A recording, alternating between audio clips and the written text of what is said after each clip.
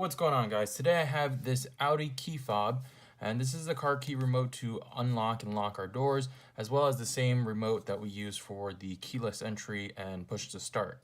Now this is for an S5, but this is the same process for any Audi Key Fob. To replace the battery, it's very simple. What we're first going to do is push in on these two tabs. We'll pull the key out. Now once that is released, there is another two plastic tabs here. We simply just push in on those, and it might be easier to use two hands, and we pull this battery tray out right there. Now we can take a new battery. This is a CR2032. I will put a link in the description for one of these batteries down below. We simply just take our new battery, reinsert it here. We're going to push in on these two tabs.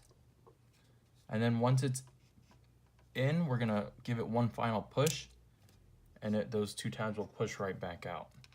Now we simply just reinsert our key, and that's it. You're good to go.